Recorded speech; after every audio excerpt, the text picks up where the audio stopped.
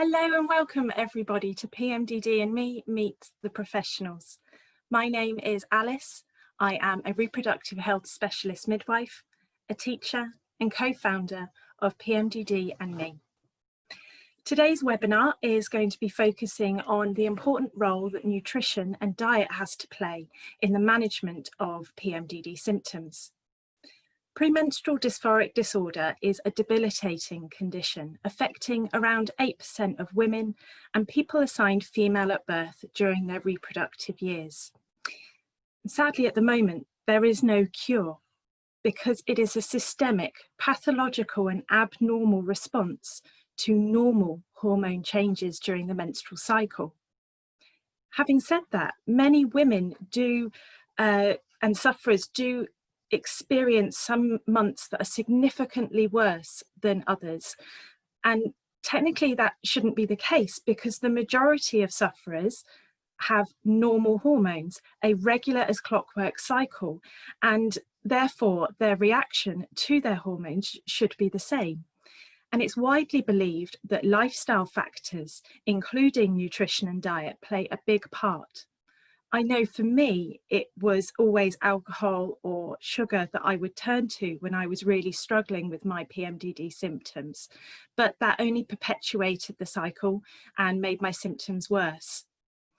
So I guess today, to dispel some common myths and to answer your questions on this subject is Dr. Mandy Leonhardt.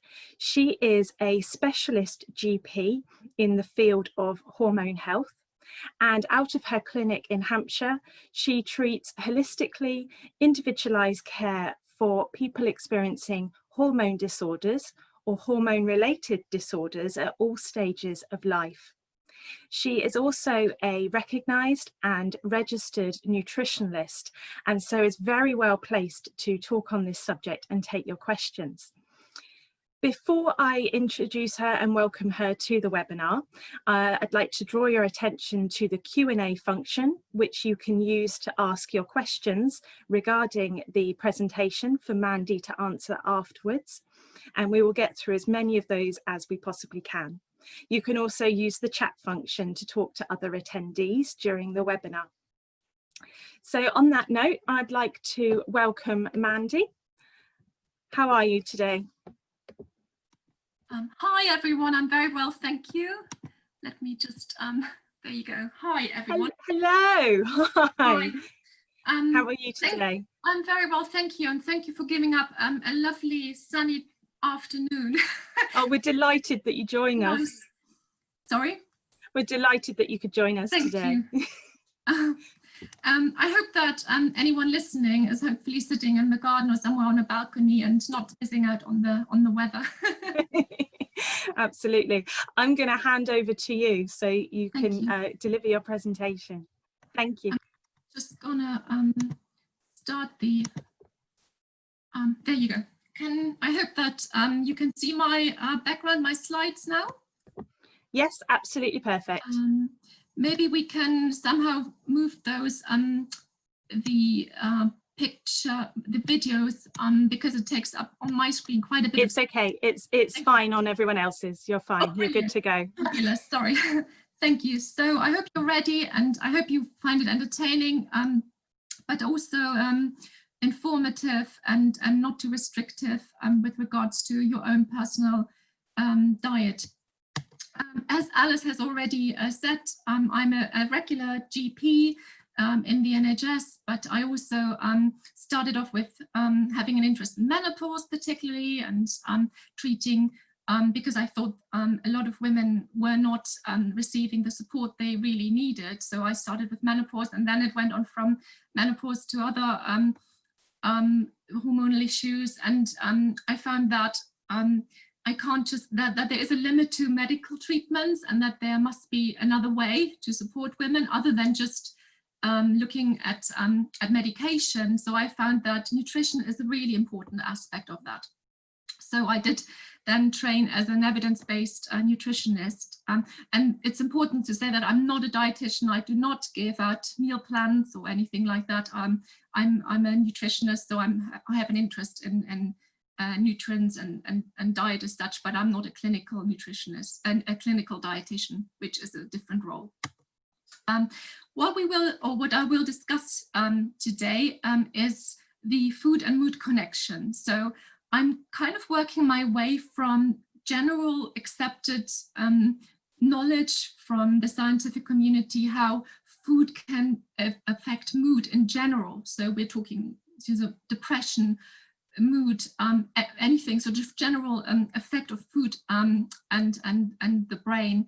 And then I'm working my way slowly from that understanding via the gut-brain axis, the tryptophan pathway, the microbiome and psychobiome, towards the PMDD specifics with regards to nutrition and PMDD. So this is all connected and it will make sense in the end.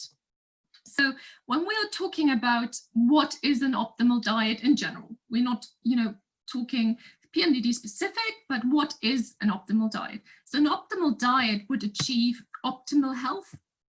I'm just going to move that. Optimal mental health, it would achieve optimal physical health, and it would prevent disease.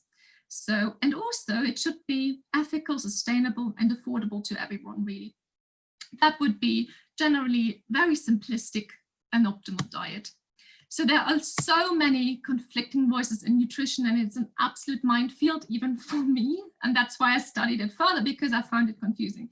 So we've got low carb diet approach, we've got keto, we've got paleo, we've got free from diet, so gluten, dairy, no meat, we've got low fat, we've got clean eating, plant-based, vegetarian, vegan diets, high fat, low carb.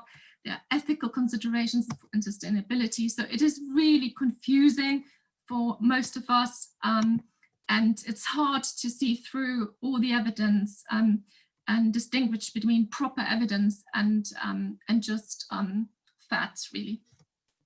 So what do scientists now in January, what do they really agree on? Scientists from all walks of life, really. So they do agree that eating more vegetables, fiber, and whole foods is beneficial. They do agree that avoiding ultra-processed food is beneficial for your overall health. And we're not just talking mental health, we're talking general overall health. We also now know that food, the response to food is extremely individual. Everyone responds differently to the food we eat. So that's why we need to give individual advice and not advice based on purely an average response, because that's really of little use. There is some value in genetic testing, but at the moment, it's really reserved for coffee, the response to metabolism, coffee, alcohol, and lactose. So these three are really evidence-based, and they are very, very genetically different. Professor Tim Spector, who works at King's College London, has done a really big twin study where he looked at the individual response to food in twins, and you would have thought, okay, well, twins have the same genetic code, does they look the same? They are identical, surely their response to food should be identical. Well, no, it is absolutely not identical. So even identical twins, when they eat the same food, respond differently with regards to glucose levels increasing in the blood, insulin, absorption of fat, and so on and so forth. So it is absolutely individual how you respond to different food. That's why we need personalized nutrition. But this is really an emerging field, and it's complicated. There are many factors involved. The microbiome is unique to each human being. We need to hopefully maybe use artificial intelligence to evaluate data in the future. Food tracking responses via apps is really valuable. Sleep monitoring, exercise has an impact, and glucose monitoring as well. So there are so many areas that we need, which are with individual responses, that there is no one-fits-all diet. Now, what is the connection between mood and food? And there was a paper just this year in the BMF, the British Medical Journal, that looked exactly at that question. And we do know that a good quality diet has a massive impact on mental health, and a good quality diet that includes healthy fats, a limited fast food, fruits and vegetables, and lots of fibers, improve mood, reduce stress and also or make you more stress resilient. And it also impacts your physical health. Your physical health in turn impacts your mental health. And it also impacts the food cravings you may have. So there are lots of connected pathways. You can see how these three aspects cannot be seen apart from each other because they're influencing each other. And the most important new emerging area is really gut health. So the gut microbiome, which is the collective genetic material from all microorganisms living in your intestine. So that could be fungus, bacteria, yeast, all of them are called the microbiome. It is a very interesting pathway which is important to understand when it comes to mood and diet, and that's the tryptophan serotonin pathway. Tryptophan is an essential amino acid, which means we cannot make it ourselves. We have to get it through food, and it's particularly rich in animal protein, but also there are quite a few plant sources like sunflower seeds. And tryptophan, after it's been absorbed in the gut, gets converted to 5-HTP and then serotonin. And you've all probably heard about serotonin. So serotonin is a mood modulating neurotransmitter in the brain. But interestingly, we also have a lot of serotonin, actually most of our serotonin in our gut system. And the bacteria that are in our gut not only can make serotonin, but they also give a feedback to our brain with regards to serotonin. So they really have a massive impact overall. There is, when we look at tryptophan, there is a model that has been around for a while and that I want to just emphasize is not necessarily true. There might be a myth behind it. A lot of people believe that eating carbohydrates, so eating a meal with sugar or carbohydrates, will spike insulin, which it does. Insulin increases after you've eaten carbohydrates, which is a completely natural response and very much needed, because otherwise you're diabetic if that doesn't happen. Then the theory is further that the insulin puts the amino acids, the other amino acids that are circulating in our bloodstream, into the muscle and puts them away. And then we have more tryptophan available, which can then go into the brain and then be turned into serotonin.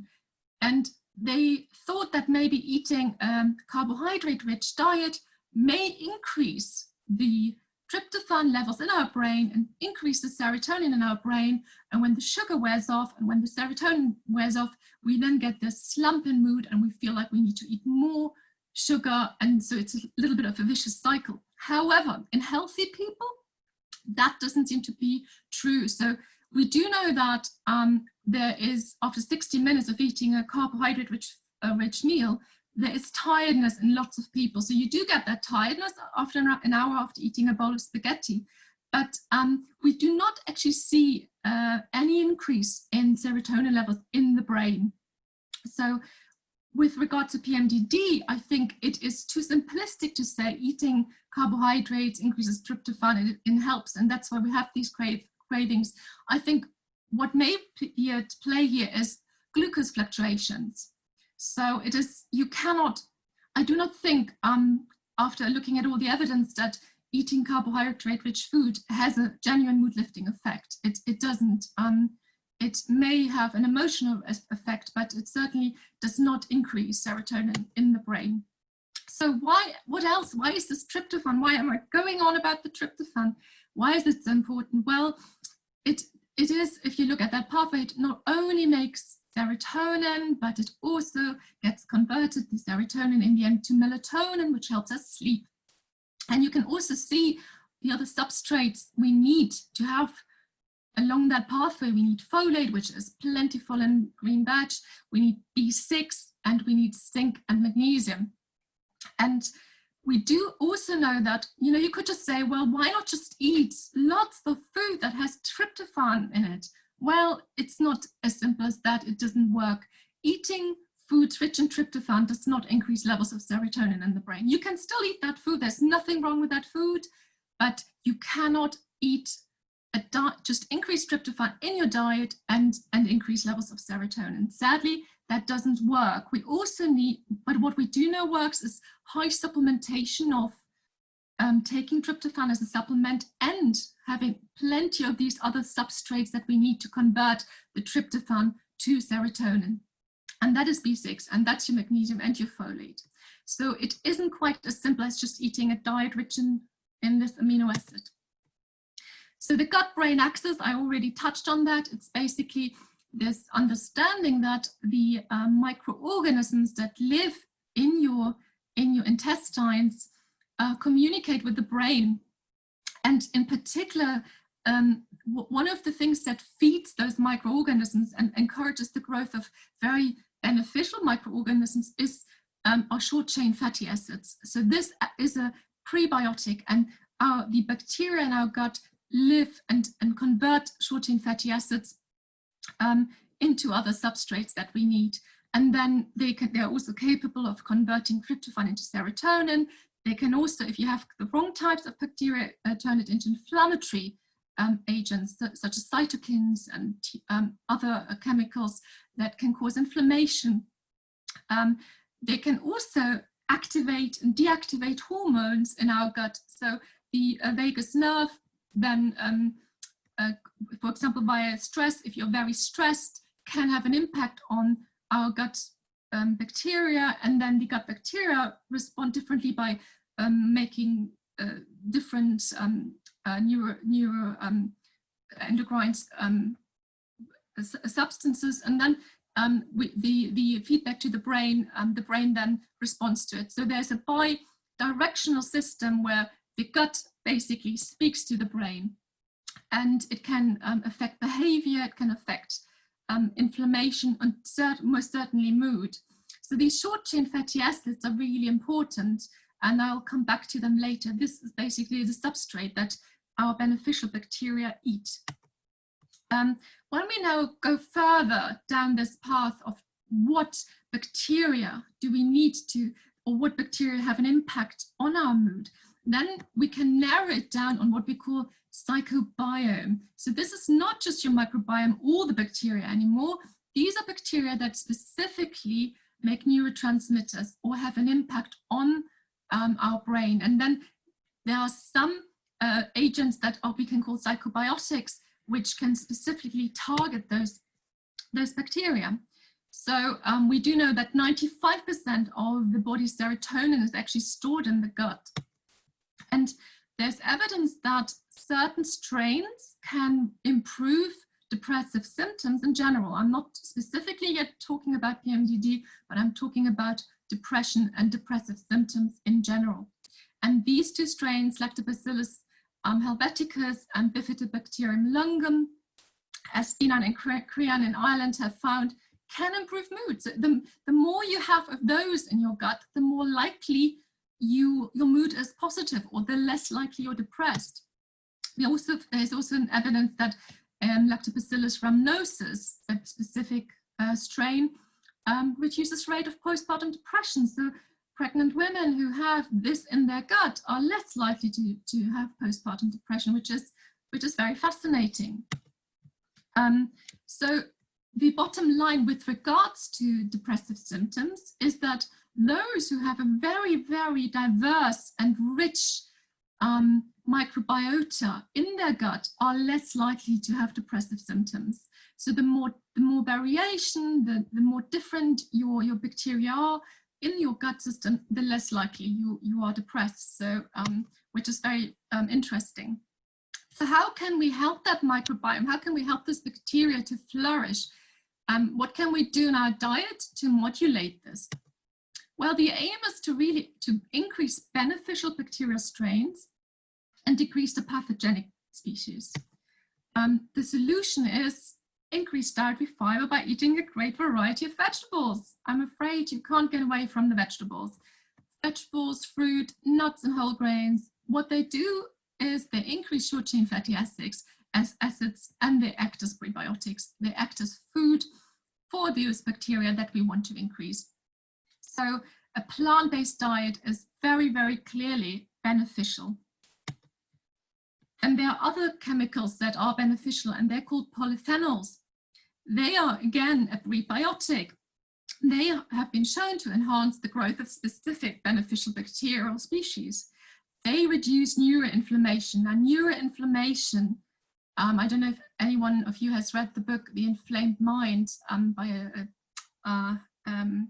a scientist from Cambridge, where because we now have evidence that inflammation is very much associated with depressive symptoms. So this whole low serotonin model that we had in the past is a little outdated, is much more complex than that, and inflammation plays a huge role in depression. Polyphenols also act as adaptogenics. They are stress-modifying chemicals.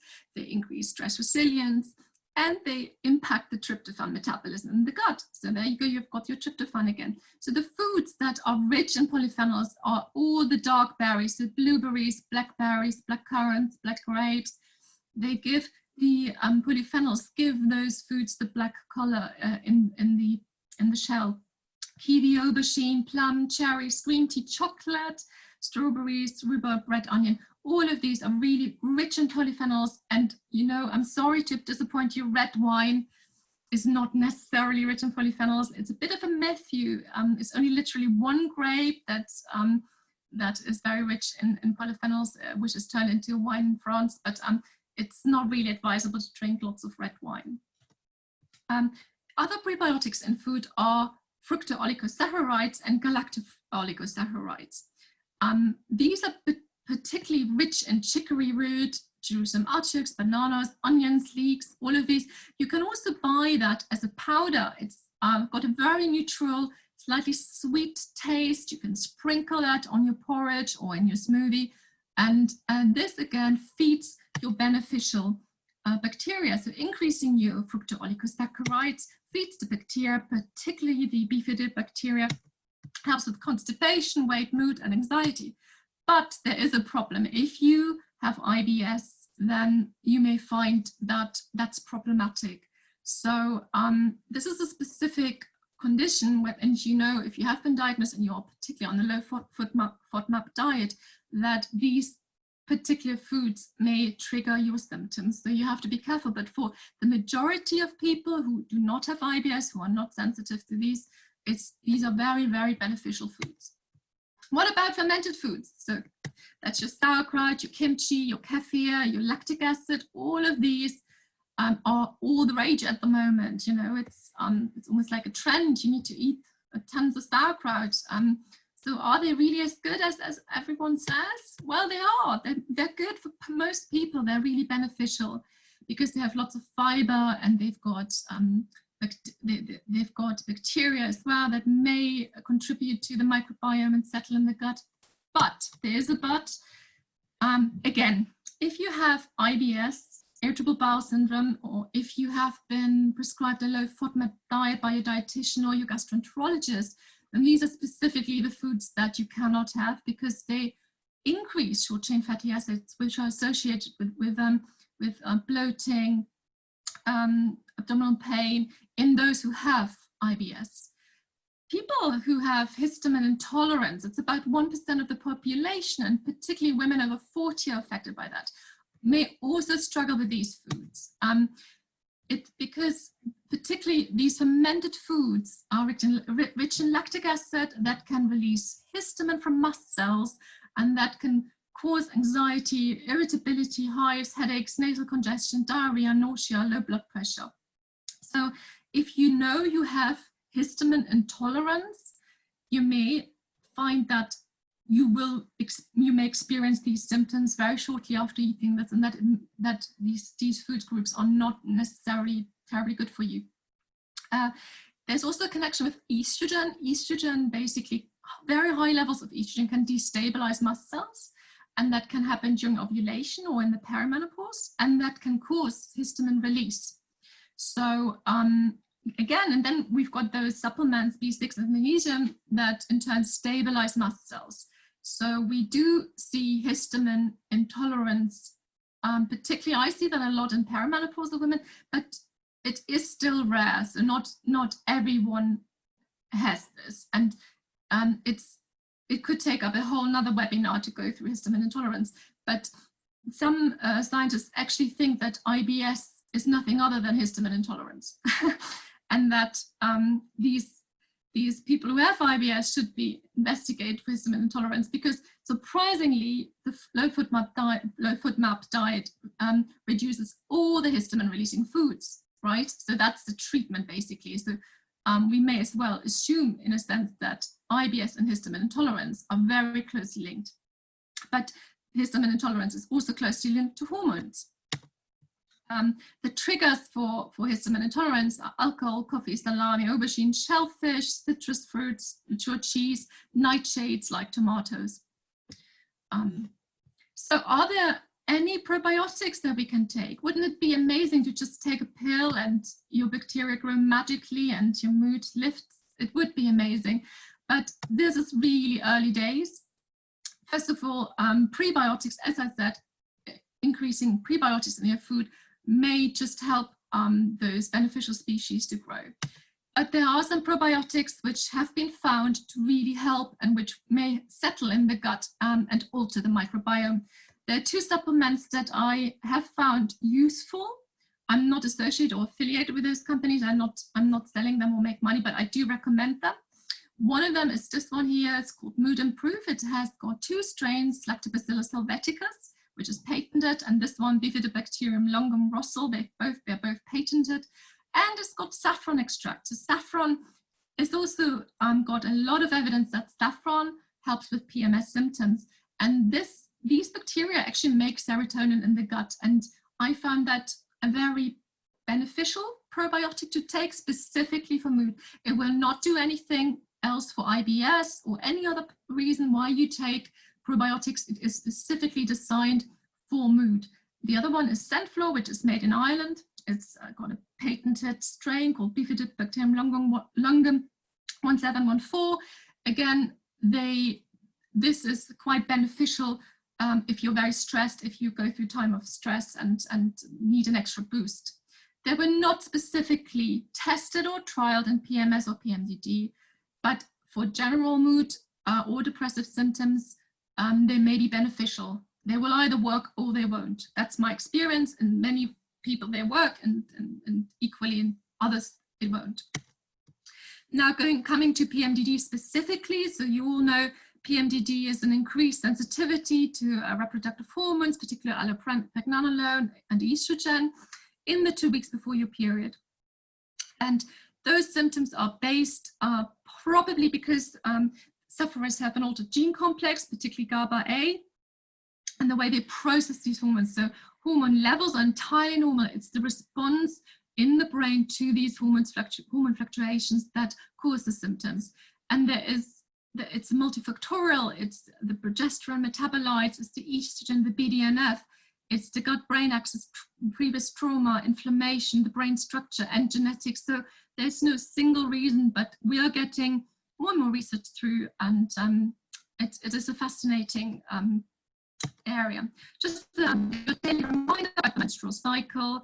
You can see that estrogen spikes around the time of ovulation, and then progesterone, only if ovulation occurred, progesterone then spikes, and you have the luteal phase in the second half of the menstrual cycle. So estradiol is super important when it comes to mood. We do know that progesterone and progesterone metabolites impact PMDD symptoms, but estradiol is also really important. And I just want to mention this because we can modify this, whereas we cannot really modify the progesterone pathway. We have some control over what happens to estradiol. Estradiol is neuroprotective. It is anti-inflammatory. It lifts mood. It enhances serotonin. It also stabilizes glucose levels in the brain. So it regulates the metabolism in your mitochondria and regulates glucose levels, which is really important and may potentially be one of the triggers for, so fluctuating glucose levels may be a trigger for PMDD symptoms. In the perimenopause, estrogen fluctuates like crazy, and these women really get exacerbated PMS or PMDD symptoms, sometimes for the first time in their life. And it's not just a little bit of PMS, it's really bad.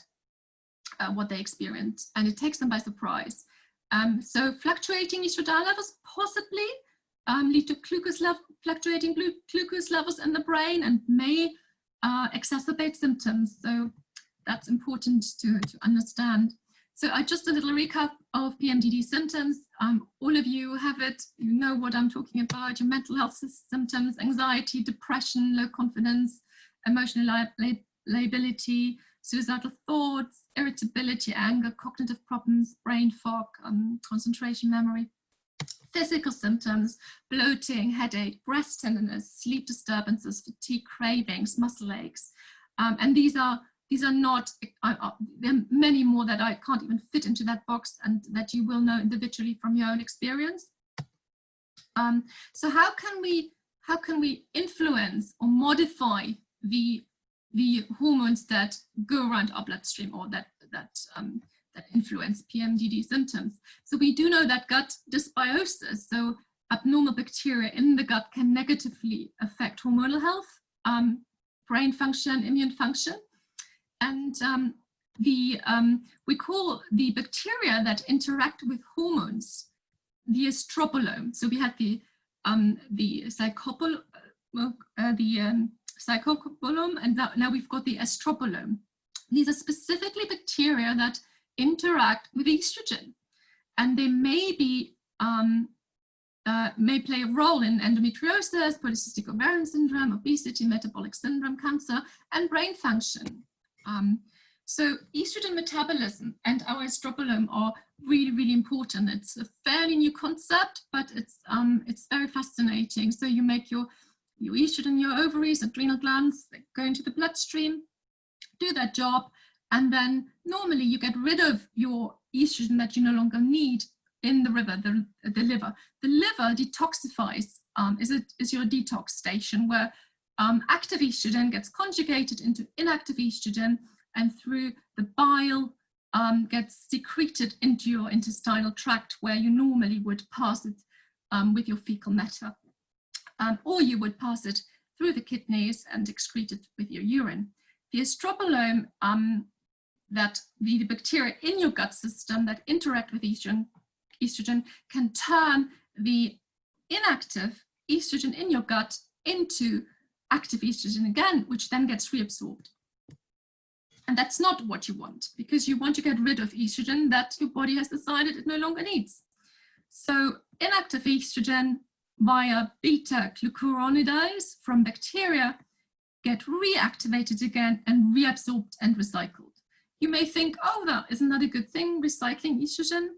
Well, it isn't really that good, because your body is quite clever and has initially planned for that estrogen not to be recycled. And if you have the certain types of bacteria that make this enzyme here, then we do know that has a massive impact over glucose and estrogen levels, and can lead to fluctuations as well.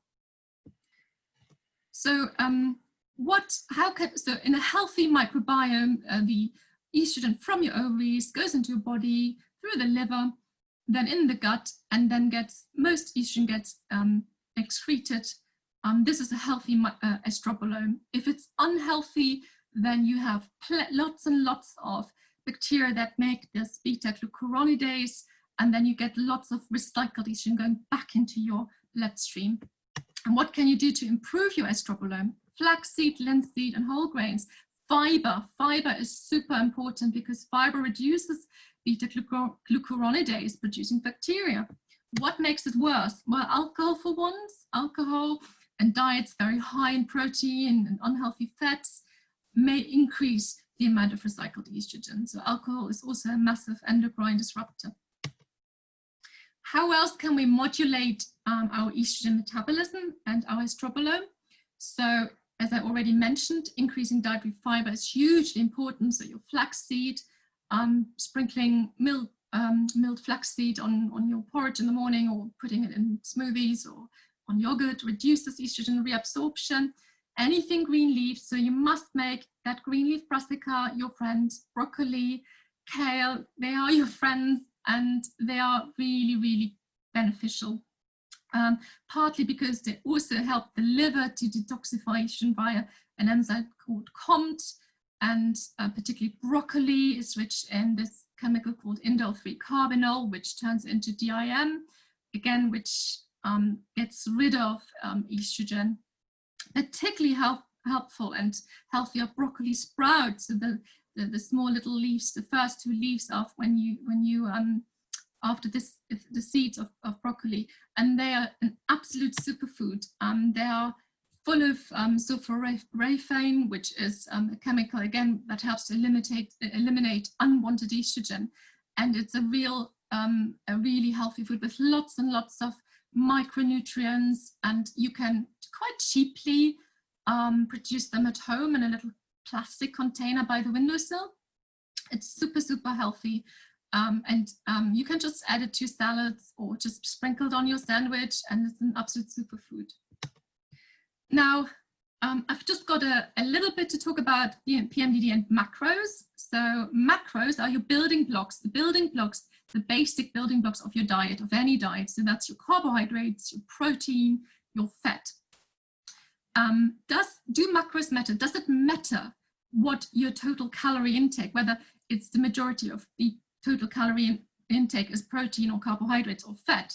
And the bottom line is it doesn't matter.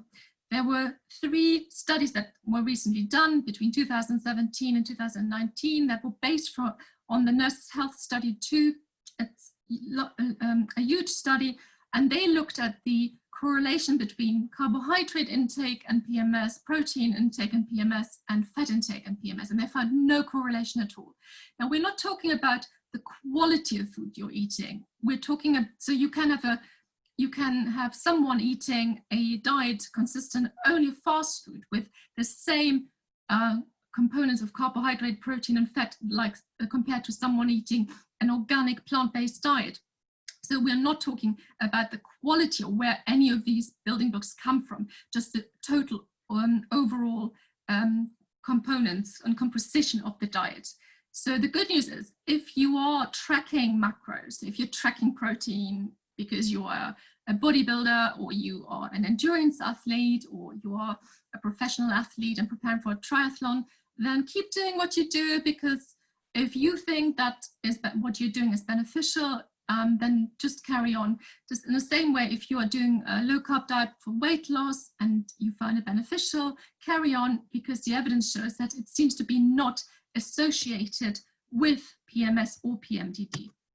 The quality of the macros still matter, but the overall macro composition of total energy intake does not seem to matter, which is reassuring. So what can we do? What are the nutritional interventions for PMDD throughout the menstrual cycle, so on a daily basis throughout the month? Well, it's the Mediterranean style diet, really, with lots of plants, nuts, healthy fats and proteins. Fiber is helpful, as I mentioned already, to increase these prebiotics, eating foods full of fructo-oligosaccharides and polyphenols, avoiding the refined sugar, the highly processed foods, the deep fried foods, which are the trans fats, artificial sweeteners, flavor enhancers and food colorings. All of these are probably not beneficial or even harmful. What can we do specifically in the luteal phase, which is the phase when you are likely to experience your symptoms? Well, I think it's really important to be prepared and have healthy food readily available in the fridge or in the freezer. And frozen food is absolutely fine. Frozen berries, frozen peas, frozen vegetables are absolutely fine. They're as nutritious as the fresh ones, and they're actually often cheaper, and you can store them easily in your fridge or freezer. So having those healthy snacks prepared in advance, like a bowl of nuts and seeds. Cashew nuts are great, sunflower seeds full of vitamin E, cashew nuts have magnesium. You know, having your celery sticks and your hummus ready will probably prevent you from eating those unhealthy snacks that you're craving. Drinking plenty of water, like herbal tea, maybe nettle tea for water retention, and making time to really eat and enjoy the flavors and chew properly. Also, try not to eat regular meals and don't skip meals, and maybe watch what you eat in terms of your carbohydrates, so to keep the glucose levels in your brain fairly stable. So eating complex carbohydrates, whole grain carbohydrates if you can. increase your magnesium and calcium-rich foods, the green leaves, sesame, hummus, quinoa. If you've got breast tenderness, then iodine is helpful, up to 200 microgram. Be careful if you've got a thyroid condition, maybe check with your doctor first. And then star flower is also really good for breast tenderness. What ideally should you avoid during the luteal phase? So stimulants really like caffeine, caffeinated tea, including green tea. I love green tea, but maybe not in the luteal phase because they can be, they can increase anxiety and agitation and affect sleep. And also caffeinated soft drinks are really not good. If you can avoid alcohol, it's an endocrine disruptor. It disrupts lots of pathways, hormone pathways, and it obviously affects the gut as well. It also is a depressant. It makes you depressed. You know what? And if you do eat that Snicker bar because you're feeling so rubbish, you're having a bad day, it's okay. Don't feel guilty. And you know what? This will pass. And it's just one thing that you did today. Tomorrow is the start of your new life. So it's also important not to feel guilty when you do eat something that you think is wrong. And avoid skipping meals if you can. What else can you do to help with PMDD, and what can you add to your food to help with symptoms? And there are 3 evidence-based spices that are really good. They're not only add flavor, but they're actually medically relevant. So saffron is one. There's good evidence that saffron improves PMS symptoms. You can take a few strands of saffron and grind them in a little, so grind them down and then put them in the smoothies, yogurts, or rice puddings, or all sorts, or even rice itself. Then we've got curcumin and turmeric, which is super anti-inflammatory, antidepressive, and helps with PMS. It's pain relieving, so if you've got period pain, it's really good. It's also polyphenol. And then we've got cinnamon, which again, you can actually combine with saffron and the turmeric. It's anti-inflammatory. It stabilizes glucose levels and hopefully also those in the brain.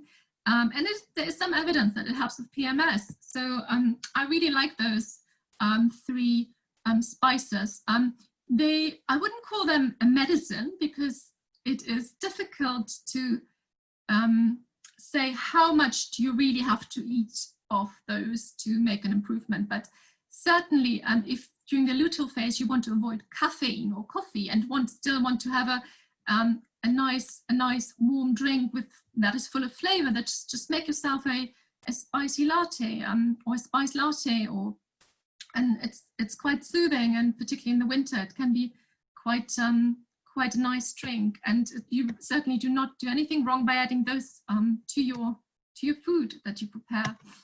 So there are some actual supplements you can take which are evidence-based. So the evidence really is for vitamin B6. It's overwhelming. We know that adding B6 can help with PMS and PMDD symptoms. Vitamin E as well, 600 international units per day. Calcium carbonate. Magnesium, really, really important. You've seen how magnesium is involved in stabilizing mast cells, how magnesium is involved in the tryptophan pathway. So it is involved in 300 different enzymatic processes in the body. But there are types of magnesium that are better than others, and I personally prefer magnesium L-threonate or pitalate because both of these types of magnesium cross the blood-brain barrier, and I think they may be particularly beneficial for mood symptoms. So the worst type of magnesium, if you want to know, is magnesium hydroxide, or magnesium oxide, which is very laxative and does not get absorbed easily, and just avoid that. So, you know, if you go for a good magnesium supplement, particularly to treat mental health symptoms, then magnesium L-threonate is the one I go for. Tryptophan, so you can actually take that amino acid directly as a supplement, and that has been shown to help with symptoms. And you can take up to 6 grams per day, although I find that a lot. It can be slightly sedative. It helps with sleep, so take it in the evening. I have to warn you that please don't take it if you are taking cyclical SSRIs, because there are very rare interactions, and there's something called serotonin syndrome, which is very dangerous when you basically have too much serotonin in your brain and it's an emergency. So you should either take tryptophan or you take your SSRI, but please don't take both unless your doctor specifically says so.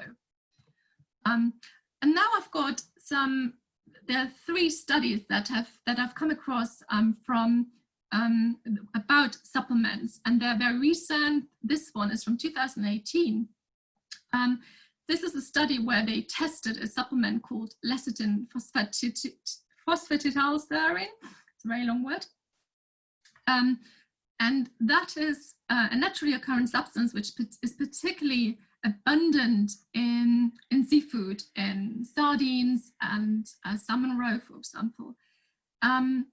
It was statistically significant in reducing PMS symptoms. And again, sadly, they tested it using a score that tested depressive symptoms and not specifically PMDD. Like so many studies, sadly, they always tested on symptoms of PMS, but it's still relevant, I think. And after 4 cycles, you can see how, compared to placebo, this supplement really has reduced the symptoms, the depressive symptoms in these participants. You can also get plant-derived supplements with similar amounts, which are derived from cabbage. So you don't, if you're vegan or vegetarian and you don't eat fish, you can also get this as a plant-derived version, and it's very safe. It does not seem to have side effects, and it is effective. Another supplement that has been trialed and tested this year, and the publication in the journal by Lisa Tully came out this year, is really exciting. It's oxaloacetate, which is a naturally occurring substance. It's involved in the citric acid cycle. It is involved in protein synthesis, and it is involved in the process of making sugar in the body. It really helps to stabilize glucose levels in the brain, and that seems to be the pathway that it helps to modulate symptoms.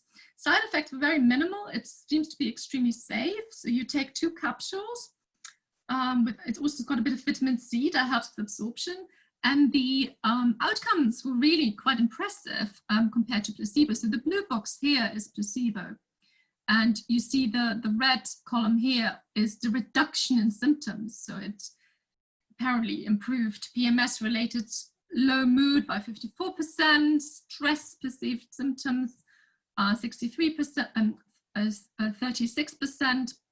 Anxiety reduction by over 50%, irritability 18%, and suicidal ideation was nearly reduced by 50%, and that's really all significant. So that seems to be a very promising new supplement, which is maybe worth trying. Another study which was published by the team of Professor Julia Ruckledge and Tanner Vitalik-Brown from Canterbury University in New Zealand looked at comparing just pure B6 or vitamin B6 that we know works with B6 and a broad spectrum micronutrient supplement. So they wanted to see, do we need anything else? Is maybe B6 on its own good enough, or would micronutrients, adding micronutrients give us further benefits? And they found that the micronutrient supplement reduced the PMDD or PMS symptoms further. So it seems to be more beneficial than just B6 alone, but really only marginally so. But it is a fascinating study. So those who have PMDD may actually benefit from taking a supplement with extra micronutrients. And I show you the list of micronutrients. Now, this is the list. I'm not going through them. You can see how many other micronutrients are involved. And they formulated it in a way that you cannot replicate it.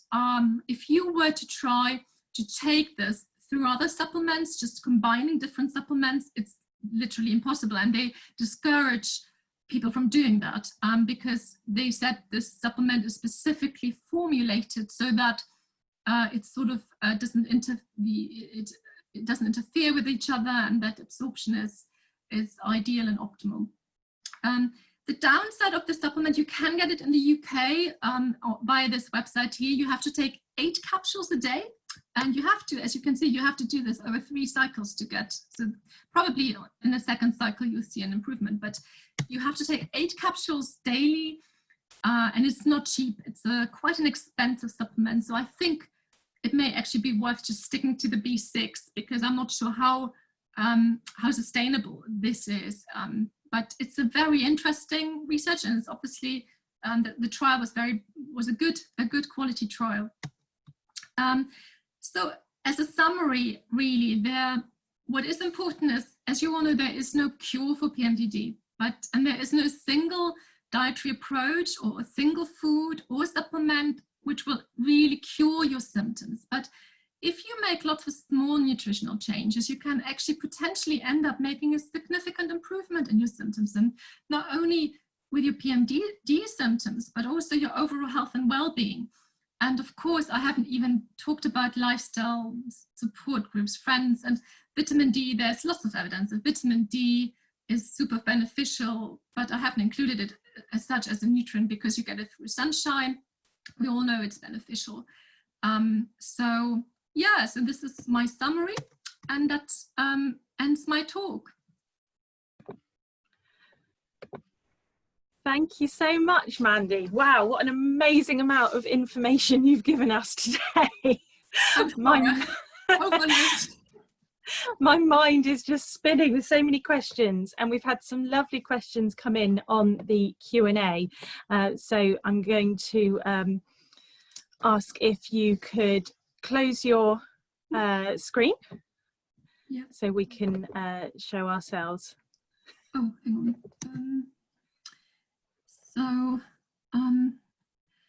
Hang on, so I want to stop screen sharing. Yes.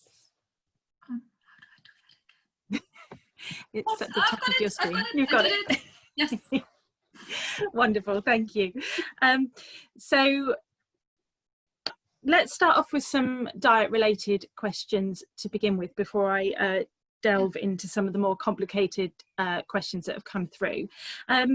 In terms of people who have a vegetarian and vegan diet, where do you recommend they source their protein from? So you want to achieve complete protein. So you need to include your essential amino acids, of course, because some amino acids you are able to make in yourself, and others you need to get through your dietary food, through your source of food. And soy, for example, has a complete range of complete protein. So soy is very good. Some lentils and legumes and beans are a complete protein as well. It is much harder. You have to think it through, and you have to probably combine your sources of protein. So eating various sources of soy, tempeh, if you can, and miso, but you can do it. It is possible. I do actually recommend, particularly if you're an athlete and if you are vegan, I do recommend smoothies with a plant-based a protein shake.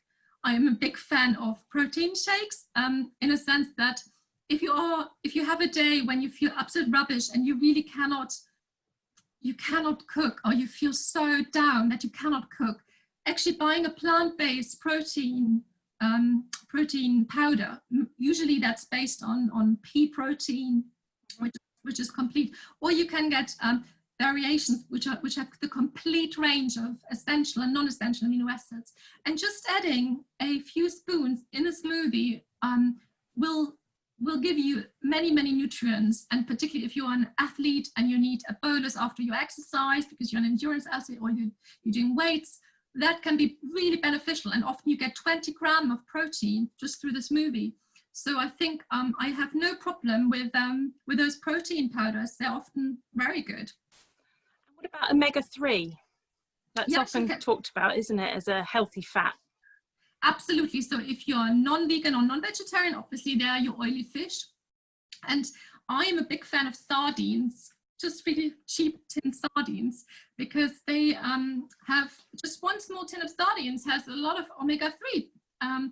The problem with oily fish is that now with the environmental problems that we have, they're often contaminated with heavy metals, and this is a real problem. And also there's a question of sustainability. Is it sustainable that we all eat 3 portions of salmon every week? Probably not. So you can get plant-derived omega-3. You can have ALA, which gets converted in your body into omega-3, which is plant-derived from linseed, flaxseed, for example.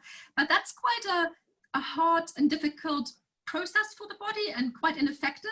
So I think you can actually get vegan and plant-derived and algae-derived pure omega-3 as well for vegans.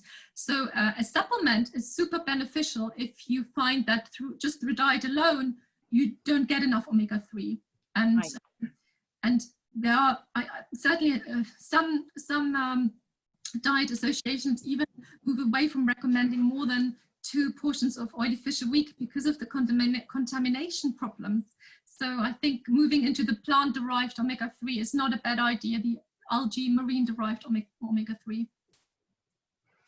So on that note, Karen has sent a message and a question saying, do we take supplements all of the time or just during the luteal stage? No, so supplements ought to be taken every day if you want to make a difference. And you have seen in those trials that they were looking at least 3 to 4 months. So they will not work overnight, and they will not just work in the luteal phase. Maybe the tryptophan will, because the tryptophan, if you're not taking an SSRI in the luteal phase, will work quite quickly, and that's worth trying, just using that high dose tryptophan just in the luteal phase. But the B6 and the other supplements, the evidence that we have is they're taken every day over 3 months at least, and that's when they found the peak benefits after 3 months. And it is expensive and it is difficult, and not every supplement will work the same in every woman, and which is where the complication comes in. But I think you have quite a choice there. If you feel that overall your diet is consistently good and you're eating lots of green stuff, you know, there may be no, you may not need to take a probiotic because, you know, actually your gut bacteria are quite healthy. So you don't need to take that probiotic. Maybe you focus on different supplements instead. I wouldn't recommend that you go out and buy all of those supplements and start taking them, right? Just take one. So the magnesium, absolutely important. The magnesium supplement, super important, and the B6. And then see what happens, and then have that baseline healthy diet, and maybe take the B6 and the magnesium. And if that doesn't really work, maybe look into a different supplement. It is all a bit trial and error, I'm afraid, but your baseline should be your healthy diet. And most nutritionists say, oh, if you have a healthy diet, you don't need to take supplements. But, you know, it's hard. Life is hard. Life is busy. There are days when you don't have time to go out and have a super healthy breakfast and have your avocado, you know, and that's completely understandable. And when you have that busy time, then maybe a supplement is not a bad idea. Yeah, that's certainly a minefield, the supplements, and that was going to be one of my next questions. With there being so many to choose from, how do you choose a good quality one? What do you need to look for? Yeah, I think a multivitamin, I tend not to, for example, just recommend a multivitamin, because often they have too much of what you don't need and too little of what you do need. It's a waste of money. You just weird out an expensive urine. It's no point. Vitamin C again, I mean, vitamin C is super helpful, but it's really easy to come by, you know, just eating an apple, eating a bit of kiwi fruit. So some supplements are not particularly helpful, whereas the B6 is helpful. And what you look for is you're looking at the 100 milligram, you're looking at that amount that you want. You want to look at what are the fillers, you know, is there lots of cheap fillers, nasty fillers? If you're vegan, you want to have a non-bovine gelatin capsule.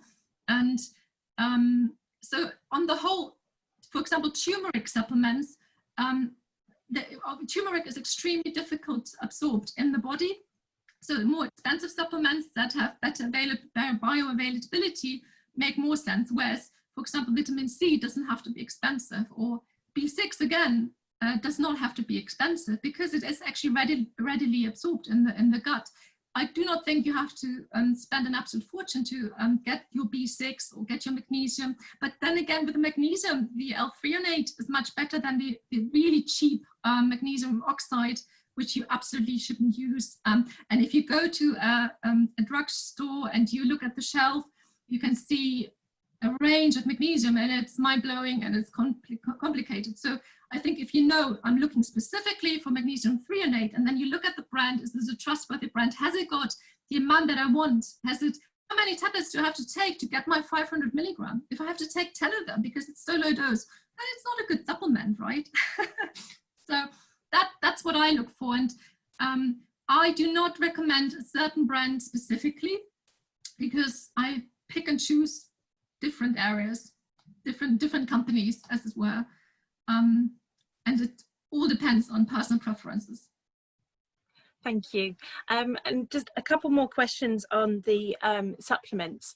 Why can you run us through again why it's recommended to take the magnesium in the evenings?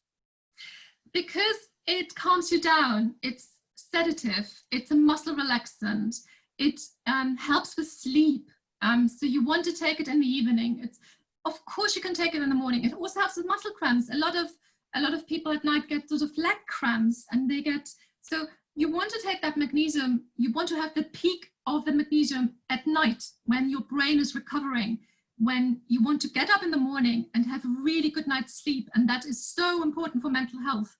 And to be honest, you can take some of it in the morning, maybe half of the dose in the morning, but I personally think taking it in the evening really helps with sleep, and sleep is the most important factor when it comes to mental health. When you can't sleep, your symptoms, everything will exacerbate. It's a huge source of stress. And when you sort out the sleep, and magnesium helps specifically for that, you feel better in the morning and you have a better day, right? So that's why I think magnesium in the evening is much better. That's really interesting, and because you often find one of the symptoms of PMDD is either hypersomnia or hyposomnia.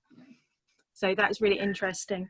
And the other question I had about supplements is, you often see on the PMDD support forums people talking about 5-HTP as a supplement itself. What are your thoughts on that? Okay, so I don't know if you remember that pathway. You've got the tryptophan that gets converted to 5-HTP and then serotonin. So 5-HTP is much closer to serotonin in that pathway. It is also slightly more, it's more powerful. So you probably get a more instantaneous response when you take it. But I find it can go the other way. It can make you agitated. It can, it's also, you get used to it. So the tryptophan is just an amino acid. It's just a building block, whereas your 5-HTP is an active neurotransmitter. So you get sort of, it is almost like a drug as such. And I have had women who did not do terribly well. You can absolutely try it, and please do not do both. Decide on just one in that pathway. Decide either on the tryptophan or the 5-HTP or the serotonin reuptake inhibitor itself, the prescribed medication. Do not do all three. And yes, some will respond better to 5-HTP, some will respond better to tryptophan. I think, for example, you can take the tryptophan throughout the month and the 5-HTP just in the luteal phase. That's an option. Except the same way as you would take your fluoxetine just in the luteal phase, or your sertraline just in the luteal phase. It really depends. Again, there isn't a lot of evidence about how much 5-HTP we should take. We just don't have the trials. It's so hard to recommend a certain amount of what we should take. In terms of side effects, I would think tryptophan has fewer side effects than 5-HTP. But that's, again, individual. It's still safe. You can do it. Thank you. And I think it's really important that you have touched on the serotonin syndrome, because I don't think that's explained well enough. Yeah, that's important. So don't think more is better, because your body is quite clever at knowing what's right. But if you, 5-HTP, for example, it's much harder to break it down and get rid of it. Whereas tryptophan, your body just takes what it needs. Whereas the 5-HTP is much more powerful. It's much stronger, much more active. And when you then take serotonin on top, it is an absolute psychiatric emergency. You can actually die. So I don't want to alarm anyone, but you mustn't think, oh, all supplements are safe, and the more I take, the better I'll feel. No, they can also have side effects. You know, some of the some agents and some products in nature are more deadly than anything else, right? Nature is not always kind. So be careful and don't combine things without knowing what you're doing. Thank you. I think that's a really important message that is often forgotten to give. So thank you.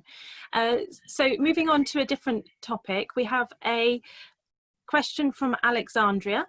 She says, "Hi, thank you for the talk. I have mostly a vegan diet and suffer with PME, so premenstrual exacerbation, and IBS often. So for a vegan/vegetarian, what foods would you say are important to include in a daily diet?" Mm-hmm. Well, you need to get, protein is really, really important. Protein is important for your muscles. Protein is important for your immune function, for your brain function. So you need to get sufficient protein. And I think, you need to get about 2 or 3 portions of like soy, tofu, soy-based food. Maybe look at a plant-based protein powder, and you will not have any problems getting your carbohydrates, because your whole grain or your grains in general will already be there. You have your a whole lot of range for the carbohydrates. So I never really worry about the carbohydrates too much, but you make sure that you do eat carbohydrates as a source of fuel as well, because carbohydrates are really important for women. I find men can sustain a low carb or keto diet much easier than women. Women do need some sugar and some carbohydrates to function, and particularly cognitive functioning is really required. So the main source of fuel for the brain is glucose. And I know sugar has a bad press, but actually we need sugar. We need it to function. And a lot of women go on very extreme low carb diets and they do not function well. They have no energy, they're sluggish, they're depressed. So, a good source of carbohydrates in your lentils, your quinoa. I love quinoa because it's got calcium, it's got protein, it's got carbohydrates, it's slow release. And fats, you just use your usual fats, coconut, whatever oil you use, your olive oil. There isn't anything specific. I mean, the problem with, you should, as a vegan, I think, from the outset, probably I recommend that you should supplement with B12 and iodine and also iron, particularly if you have periods and you're losing iron every month. So please make sure that you find a good vegan iron supplement. I quite like something called Blue Iron, which is the liquid that gets sold in Boots, fairly cheap. And it's got B12, which you need. It's got zinc, which is really essential. It's got a good plant-based source of iron, which does not give you any stomach or nausea or constipation, iron-related side effects. And so these are really important because they're quite difficult to come by in a vegan diet. So supplementing that is really important. Other than that, your diet is probably very healthy, and the more variety you eat every day, the more different plants and vegetables and fruit and carbohydrates you include, the healthier it probably is. But it's complex. It's never a simple answer, no. Is there? Everyone's completely different. So is there any way that you can test gut bacteria to look at your gut health? How do you know what your gut health is? Yeah, that's tricky. You can, there are some really expensive tests that you can do. You can test stool. You can look at it under the microscope. You can culture it. And it's probably useful for some, but I do not believe that you should test for candida overgrowth. Or there are some very, very strange tests out there that are not based on any evidence. So currently, it is so early on that we cannot really say that the bacteria we test in the stool are representative of those that are higher up in the gut. But you can do it. You can do those stool tests, and you can look at the diversity, and that is probably the most important factor. Not so much what type of bacteria you have, but the diversity. So if you have a diversity of several million different types of bacteria, that's probably indicates that you're really healthy. If you only have 14 different, then you're very limited. So it's not so much the type that grows in your gut, but it's also the variety, the diversity. And I personally don't do gut testing, but there are lots of trials. You can spend an awful lot of money on tests that will not change what you do. Because let's say you have a list of bacteria growing in your gut. What are you going to do? How are you going to change that? You've got no control over them. You know, you just, you can change your diet and then retest and see if it's any different. But it's really quite a costly thing. And it makes only sense if you have the money and you really want to know. But I think what you want to go by is the symptoms you experience. You know, am I feeling healthy? Have I got energy? Am I opening my bowels every day? Or am I constipated? Am I bloated? You know, windy? And so if you're feeling healthy, then probably your bacteria in your gut are quite good. So I would go with symptoms rather than doing expensive tests at the moment, because we just don't have really, really good tests at the moment. So you mentioned bloating, which is a very common symptom in both PMS and PMDD. Is that part of gut dysbiosis then? Yeah, that's tricky. It's the progesterone as well, isn't it? So I think it might be in the interaction between the estrogen as well. So it's the peak in estrogen that you can get. It is very possible that the Estrobolom that you have got, bacteria that interact with estrogen in your gut, if it is not throughout the month. So IBS is typically, you have symptoms every day when you eat the wrong food. It doesn't matter what time of the cycle you are. IBS really happens all the time when you eat the wrong food. Whereas if you're just bloated in the luteal phase, then it is related to your hormones probably. And yes, it probably is related to your gut as well. But again, we're lacking evidence. And I would do what I would try in that phase is to really support elimination, eating your flaxseed, eating fiber to clear it out, you know, not to induce diarrhea, of course, but to clear it out and support that. If you're constipated, then there's something wrong, unless it's normal for you. Right? So, but if you know you haven't been for a week and that's not normal for you, then you need to look after eliminating that stuff that lingers there. And that's important. So flaxseed, linseed, fiber, all of this, increasing that will help. But bloating is a symptom that is very hard to treat in the luteal phase, sadly. How does the role of natural yogurt play within gut health? It's got Fructo-Oligosaccharides, some of them, or Galactooligosaccharide, and it can feed your bacteria. But it's a myth that actually the bacteria in the yogurt will settle in the gut. Some of them will, and some of them won't. So a lot of these Actimel and a lot of those probiotics in the little bottles, what happens is you take them, you feel better, but they don't settle. So if you do a gut test, weeks after you stop taking them, you will not find a single one of those bacteria in your gut that has settled. The benefits remain while you eat that stuff. So yes, yogurt is a source of calcium, is a source of, it's a prebiotic. So definitely have yogurt if you are not lactose intolerant, for example. So have your yogurt. It's certainly beneficial.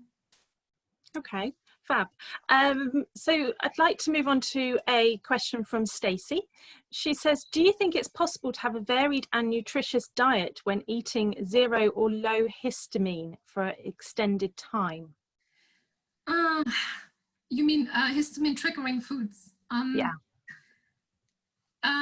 It's tricky. No, histamine intolerance should be treated by stabilizing and reducing the histamine release.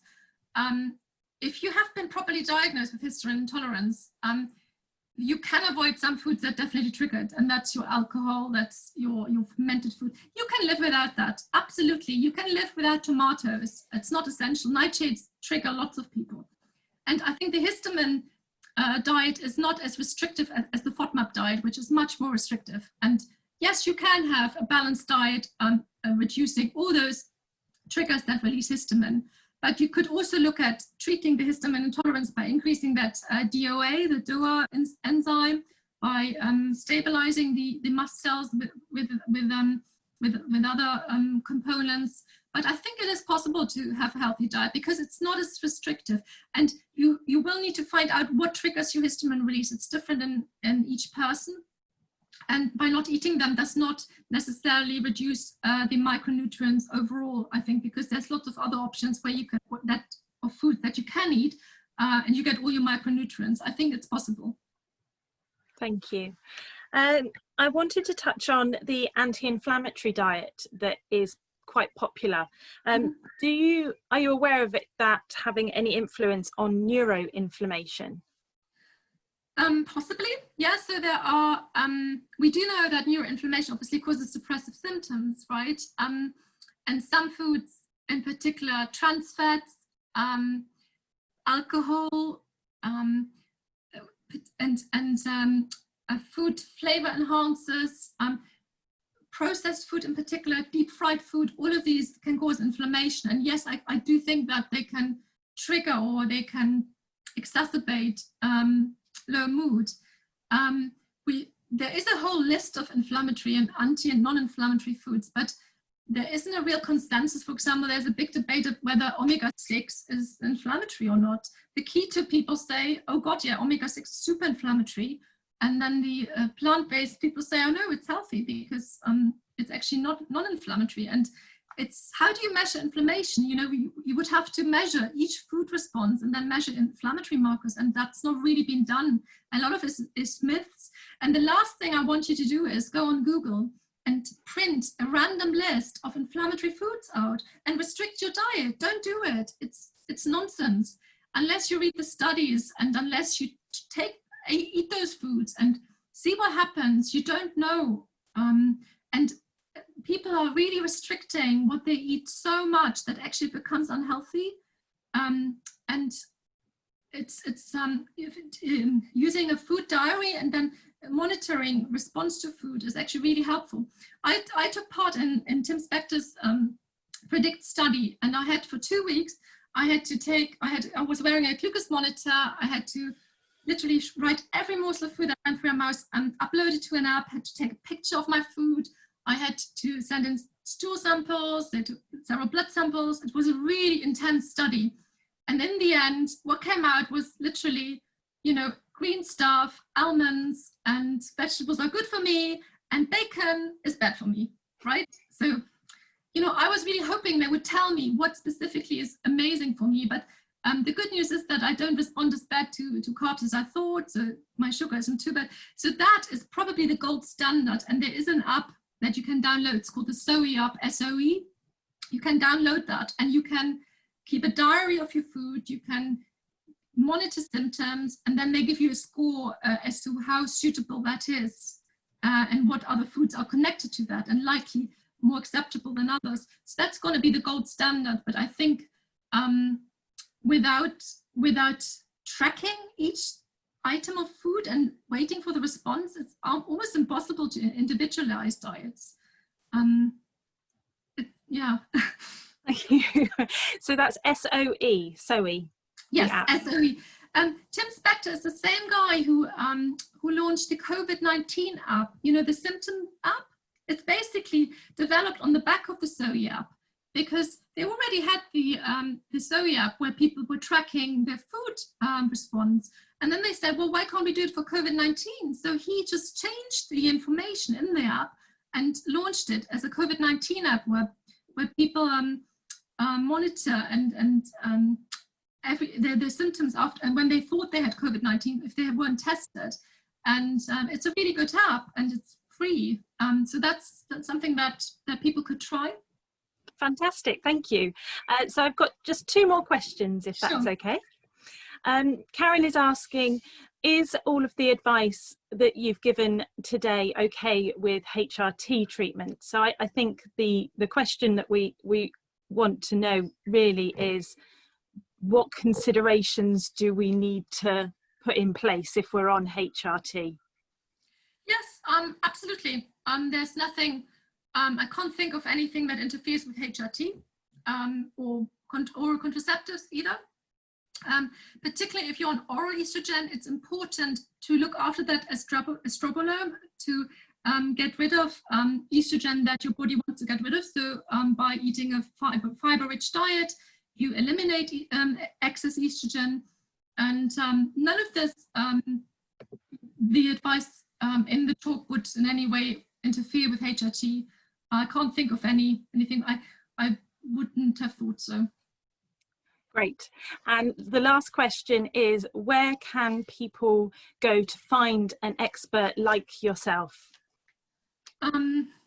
Yeah, it's tricky, because even I'm not an expert who knows everything, right? I started with menopause and I thought, oh, surely HRT is not enough. There's something beyond HRT. The British Menopause, so if it's a perimenopause problem or if it's to do with menopause, then the British Menopause Society has a list of experts on their website.